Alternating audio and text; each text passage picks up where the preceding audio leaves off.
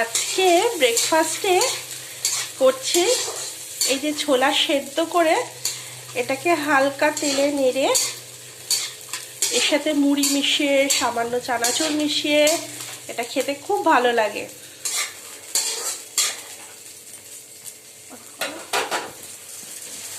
এই মুড়িটা অ্যাড করলাম,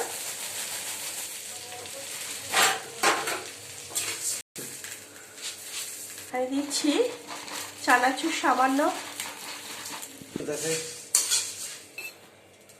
সামান্য একটু সর্ষের তেল দিয়ে দিলাম,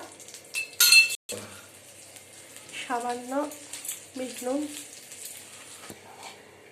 এই শসা পেঁয়াজটা ওর সাথে অ্যাড করলাম। কি গো গরম গরম মুড়ি ভাজছো না কি গো আজকে? হ্যাঁ, আজকে ঝালমুড়ি। আচ্ছা, এই লেবুর রসটা দিয়ে দিলাম।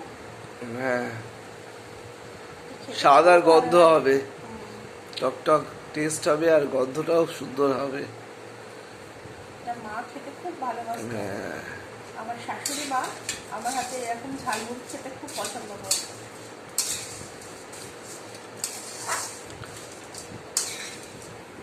কি গো কেমন খাচ্ছ? ভীষণ সুন্দর হয়েছে মাখাটা। বন্ধুরা, আমার বরের এক্সপ্রেশন দেখুন।